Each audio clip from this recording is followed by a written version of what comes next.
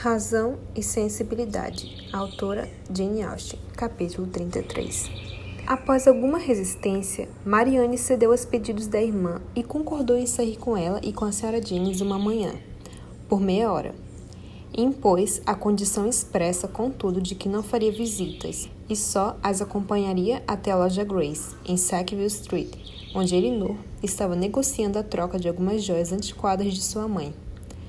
Quando pararam em frente à loja, a Sra. Jennings lembrou-se de que havia uma senhora que morava na outra ponta da rua que precisava visitar.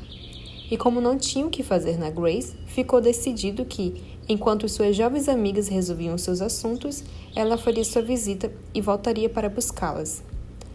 Ao subir as escadas, as senhoritas Dashwood se depararam com tantas pessoas na loja que não havia nenhum funcionário livre para pegar seu pedido, e foram obrigadas a esperar.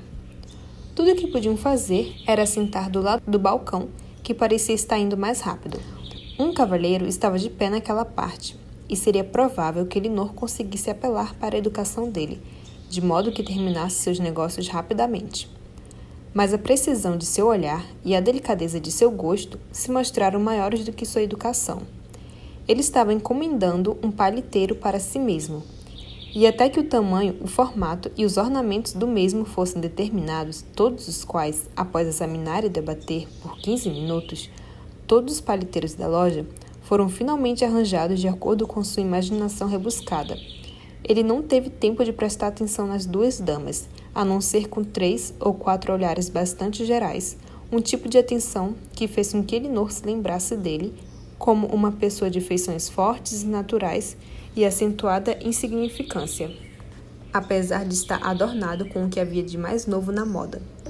Marianne foi poupada dos inquietantes sentimentos de desdém e ressentimento, diante de tal exame das características das duas e da fatuidade de seus modos, ao analisar todos os horríveis paliteiros diferentes apresentados para sua inspeção, permanecendo inconsciente de tudo, pois ela era tão capaz de concentrar-se somente em seus próprios pensamentos e ignorar tudo o que se passava ao seu redor, tão bem na loja do Sr. Grey quanto em seu próprio quarto. O cavalheiro finalmente decidiu-se. Pediu o marfim, o ouro e as pérolas, e tendo declarado o último dia em que sua existência poderia continuar sem a posse do paliteiro, colocou as luvas com cuidado vagaroso e, lançando outro olhar às senhoritas Dashwood, mais um que parecia exigir, ao invés de expressar admiração, saiu com um ar alegre de verdadeiro convencimento e afetada indiferença. Elinor não perdeu tempo em declarar seu objetivo, e estava a ponto de concluí-lo, quando outro cavalheiro apareceu ao seu lado. Voltou o olhar para o seu rosto e descobriu com alguma surpresa que era seu irmão. Seu afeto e prazer em encontrarem uns aos outros era o mínimo suficiente para uma demonstração bastante aceitável na loja do Sr. Grey. John Dashwood estava mesmo muito longe de lamentar ver suas irmãs novamente. Elas estavam satisfeitas, e as perguntas que ele fez sobre a mãe delas foram respeitosas e atenciosas. Elinor descobriu que ele e Fanny haviam chegado na capital há 2 dias. Queria muito tê-las visitado ontem, disse ele, mas foi impossível, pois tivemos que levar o Harry para ver os animais selvagens em Exeter Street. E passamos o resto do dia com a Sra. Ferrars. Harry ficou muito contente. Hoje de manhã, tinha toda a intenção de visitá-las, se conseguisse tirar meia hora de folga, mas sempre temos tanto o que fazer logo que chegamos na cidade. Vim aqui para encomendar um carimbo feito sob medida para Fanny, mas amanhã certamente poderia fazer uma visita a Berkeley Street e ser apresentado à sua amiga, Sra. Jennings. Me disseram que é uma mulher muito rica. E os Middleton também. Preciso me apresentar a ele. Como parentes da minha madrasta, terei prazer em prestar meus respeitos a ele. São excelentes vizinhos para vocês, no interior, fiquei sabendo. Excelentes mesmo. Sua preocupação com o nosso conforto, sua simpatia sob todos os aspectos são maiores do que posso expressar. Fico muito feliz em ouvir isso, asseguro-lhe, muito feliz, mesmo. Mas assim deveria ser. São pessoas de grande fortuna e também seus parentes, e pode-se esperar deles toda a cortesia e amenidade para fazer com que a situação de vocês seja confortável. Então, se estabeleceram muito confortavelmente em seu pequeno chalé e não precisam de nada. Edward nos fez um relato dos mais encantadores sobre o lugar. É o chalé mais completo possível, disse ele. E todas vocês pareciam gostar dele mais do que tudo. Foi uma grande satisfação para nós ouvi-lo, asseguro-lhe. Elinor ficou com um pouco de vergonha do irmão e não lamentou ser poupada da necessidade de responder a ele pela chegada do criado da senhora Jennings, que havia vindo para dizer que sua senhora as aguardava na porta. O Sr. Dashwood as acompanhou até a saída. Foi apresentado à senhora Jennings na porta de sua carruagem e, repetindo sua esperança de conseguir visitá-las no dia seguinte, despediu-se. Sua visita foi devidamente feita. Ele chegou com uma suposta desculpa em nome da esposa, por não ter vindo junto. Ela tinha tantos compromissos com a mãe que não teria tempo livre para ir a qualquer lugar. A senhora Jennings, contudo, assegurou-lhe imediatamente que ela não queria cerimônias, pois eram todos primos, ou algo do tipo, e certamente visitaria a senhora Dashwood muito em breve, e levaria suas irmãs para vê-la. Os modos dele para com as irmãs, apesar de calmos, foram perfeitamente corteses, para com a senhorita Jennings, extremamente atenciosos e civilizados, e, tendo o coronel Brandon chegado logo depois dele mesmo, o observou com uma curiosidade que parecia dizer que ele só estava esperando para descobrir se ele era rico, para que fosse igualmente bem educado para com ele. Após passar meia hora com eles, pediu a Elinor que caminhasse com ele a Conduit Street e apresentasse-o a Sr. John e Lady Middleton. O tempo estava surpreendentemente bom, e ela consentiu prontamente. Assim que saíram da casa, começou a fazer perguntas. Quem é o Coronel Brandon? Ele é um homem de fortuna? Sim, tem uma propriedade muito boa no condado de Dorset. Fico feliz. Ele parece ser bastante cavalheiresco. E penso, Elinor, que posso parabenizá-la pela perspectiva de um estabelecimento bastante respeitável. Irmão, o que quer dizer? Ele gosta de você. O observei de perto e estou convencido disso. Qual é o tamanho de sua fortuna? Acredito que 2.000 libras por ano. 2.000 libras por ano, repetiu. E então, entusiasmando-se até chegar a um nível de exuberante generosidade, acrescentou. Elinor, desejaria do fundo do coração que fosse o dobro, pelo seu bem. Acredito em você, respondeu Elinor, mas tenho certeza de que o Coronel Brandon não tem o menor desejo de se casar comigo. Está enganada, Elinor. Está redondamente enganada. Um pouquinho de esforço de sua parte o conquistaria. Talvez, neste momento, ele possa não ter se decidido. A pequenez de sua fortuna pode fazer com que ele hesite. Seus amigos podem todos aconselhá-lo do contrário, mas algumas daquelas pequenas atenções e encorajamentos que as damas dão tão facilmente o conquistarão, por mais que ele não o queira. E não há motivos para que você não tente conquistá-lo. Não podemos supor que haja qualquer relacionamento prévio de sua parte. Quero dizer, haver qualquer relacionamento deste tipo está fora de questão. As objeções são insuperáveis. Você é sensata demais para não ver tudo isso. O Coronel Brandon deve ser um homem, e nenhuma cortesia de minha parte ficará faltando para fazer com que ele se agrade com você e sua família.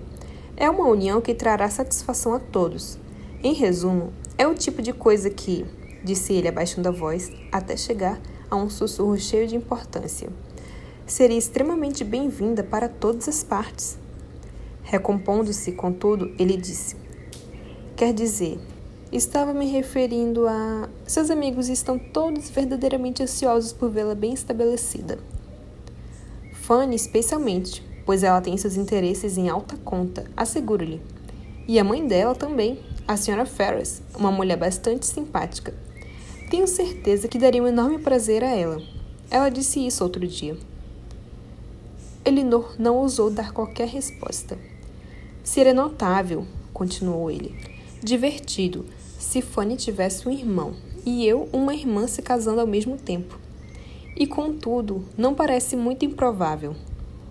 O Sr. Edward Ferrars vai se casar? Perguntou Elinor, resoluta. Não está nada decidido ainda, mas está havendo um rebuliço. Ele tem uma mãe excelente, a Sra. Ferris, que é bastante generosa, e dará a ele 1.000 libras por ano, se a união ocorrer. A senhorita é a honorável senhorita Morton, filha única do falecido Lord Morton, que possui 30.000 libras. Uma união bastante desejável de ambos os lados, e não tenho dúvidas de que ocorrerá logo. 1.000 libras por ano é uma quantia generosa para uma mãe dar, conceder para sempre. Mas a Sra. Ferris tem um espírito nobre. Para dar a você uma outra ideia de sua generosidade outro dia, logo que chegamos na capital, ciente de que não podíamos estar muito bem de dinheiro no momento, ela colocou 200 libras na mão de Fanny.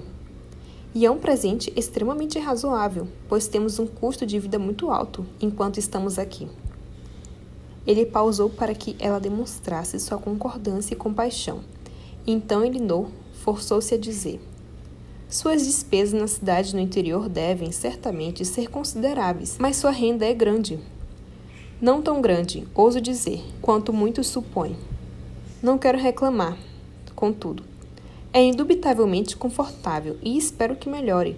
O cercamento do bosque de Nolan, que está sendo feito agora, é uma despesa das mais sérias. Além disso, fiz uma pequena compra neste último semestre, a fazenda East Kingham.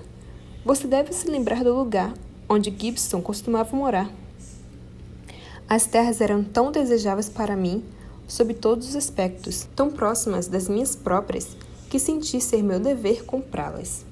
Eu não poderia ter deixado que caíssem em outras mãos com a consciência tranquila. Um homem deve pagar por sua conveniência, e me custou mesmo muito dinheiro. Mais do que você acha que valem, real e intrinsecamente. Ora, espero que não. Eu poderia tê-las vendido novamente no dia seguinte, por muito mais do que paguei. Mas quanto ao dinheiro para a compra, eu poderia ter sido muito desafortunado, pois as ações estavam tão baixas naquela época que se eu não tivesse a quantia necessária nas mãos do meu banco, eu teria vendido com uma grande perda. Elinor só pôde rir.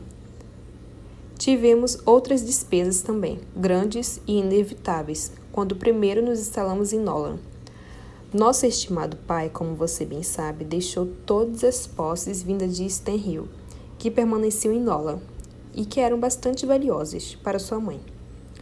Longe de mim criticá-lo por ter feito isso, ele tinha um indubitável direito de dispor de suas posses como queria, mas, em consequência disso, fomos forçados a fazer grandes compras de roupas de cama, porcelana, etc., para repor o que foi levado. Você pode adivinhar, depois de todas essas despesas, o quão longe estamos de sermos ricos e quão aceitável é a gentileza da Sra. Ferris. Certamente, disse Elinor, e auxiliados pela generosidade dela, espero que cheguem a viver em conforto. Mas 1 ano ou 2 poderá fazer toda a diferença, ele respondeu seriamente. Mas ainda há muito a ser feito. Ainda não assentamos uma única pedra da estufa de Fanny, e só marcamos o local onde será colocado o jardim de flores. Onde a estufa será construída? Sobre aquele monte atrás da casa. Todas as velhas nogueiras serão arrancadas para abrir espaço. Será uma bela vista de muitas partes da propriedade. E o jardim descerá um monte longo atrás dela, e ficará extremamente bonito. Tiramos todos os velhos espinheiros que cresciam em moitas sobre a inclinação. Elinor manteve sua preocupação e admoestações para si mesma, e ficou muito feliz por Marianne não estar presente para compartilhar sua irritação. Tendo dito o suficiente para deixar clara sua pobreza e livrar-se da necessidade de comprar um par de brincos para cada uma de suas irmãs, da próxima vez que visitasse a loja do Sr. Grey, seus pensamentos tomaram um rumo mais animado, e ele começou a parabenizar Elinor por ter uma amiga como a Sra. Jennings. Ela parece ser uma mulher bastante valiosa. Sua casa, seu estilo de vida, tudo demonstra uma renda extremamente boa, e é uma relação que não só tem sido muito útil para vocês até agora, como também pode se mostrar materialmente vantajosa no futuro. Ela tê-las convidado para vir à capital é certamente um grande ponto a favor de vocês, e, na verdade, demonstra tamanho afeto por vocês que, quando ela falecer, não serão esquecidas. Ela deve ter muito o que deixar de herança. Não tem nada, eu suporia, pois ela tem somente sua pensão, que reverterá para suas filhas. Mas não podemos imaginar que ela gaste todo o seu dinheiro. Poucas pessoas razoavelmente prudentes fazem isso. E o que quer que ela economize será dela para fazer o que quiser. E não acha mais provável que ela deixe para as filhas do que para nós? As filhas delas estão extremamente bem casadas e, portanto, não vejo necessidade dela fazer mais por elas. Enquanto isso, em minha opinião, tendo ela demonstrado tamanha atenção para com vocês e tratando as duas desta forma, ela lhes deu um certo tipo de expectativa de consideração futura que uma mulher de consciência não poderia deixar de lado. Nada poderia ser mais gentil do que seu comportamento, e ela não pode fazer tudo isso sem se dar conta da perspectiva que cria. Mas não cria nenhuma nas pessoas mais interessadas. Assevero, irmão, que sua ansiedade por nosso bem-estar e prosperidade o estão levando longe demais. Ora, certamente, disse ele, parecendo recompor-se. As pessoas têm pouco, muito pouco em seu poder. Mas minha cara Elinor, qual é o problema com Mariane? Ela parece estar bastante mal, está pálida e emagreceu muito. Ela está doente? Ela não está bem, está com um problema nervoso há algumas semanas. Sinto muito por isso. Em sua idade, qualquer doença destrói a vivacidade para sempre. A dela foi bem curta. Setembro passado, ela era a garota mais bonita que já havia visto, e com grandes probabilidades de arranjar um marido. Havia algo em seu tipo de beleza que agrada particularmente os homens. Lembro que Fanny me disse que ela casaria antes e arranjaria um marido melhor do que você. Não que ela não seja extremamente afeiçoada a você, só foi uma ideia que lhe ocorreu. Ela estará enganada com tudo. Me pergunto se Mariane agora se casará com um homem que valha mais do que 500 ou 600 libras por ano no máximo, e ficarei muito surpreso se você não se sair melhor. Condado de Dorset. Conheço muito pouco de Dorset, mas minha cara Elinor, ficarei muito feliz em conhecer mais, e penso que posso me comprometer em meu próprio nome e no de Fanny, que estaremos entre os que te visitarão mais cedo e com mais alegria. Elinor tentou muito convencê-lo de que não havia a menor probabilidade de se casar com o Coronel Brandon, mas ele se comprazia demais com a ideia para abrir mão da mesma, e estava resolvido a fazer amizade com aquele cavalheiro e promover o casamento através de todas as cortesias possíveis. Tinha um mínimo de remorso por não ter feito, ele mesmo, nada por suas irmãs, para ficar extremamente desejoso de que todos os outros fizessem bastante. E um pedido de casamento do Coronel Brandon, ou uma herança da Sra. Jennings, eram os meios mais fáceis de compensar sua própria negligência. Tiveram a sorte de encontrar Lady Middleton em casa, e Sir John chegou antes que a visita acabasse. Uma abundância de civilidade rojou de ambos os lados. Sir John estava sempre pronto para gostar de todos, e apesar de o Sr. Dashwood não parecer entender muito de cavalos, ele logo o taxou de simpático, enquanto que Lady Middleton viu elegância o suficiente em sua aparência para considerar que sua amizade valia a pena. E o Sr. Dashwood partiu muito satisfeito com ambos. Terei uma bela descrição para dar a Fanny, disse ele, enquanto caminhava de volta com a irmã. Lady Middleton é uma mulher assaz elegante, do tipo de mulher que tenho certeza que Fanny gostaria de conhecer. E a Sra. Jennings, também uma mulher com um comportamento extremamente correto, apesar de não ser tão elegante quanto a filha. Sua cunhada não precisará ter qualquer escrúpulo em ir visitá-la, o que, para dizer a verdade, foi um pouco o caso. É claro, pois só sabíamos que a Sra. Jennings era a viúva de um homem que ganhou todo o seu dinheiro de forma pouco refinada. E Fanny e a Sra. Ferrars estavam fortemente convencidas de que nem ela, nem suas filhas eram um tipo de mulher com quem Fanny gostaria de se associar. Mas agora posso levar a ela um relato muito satisfatório sobre ambas. Se você gostou desse capítulo, deixe seu like e se inscreva no canal. Clique no sininho para ativar as notificações. Até a próxima!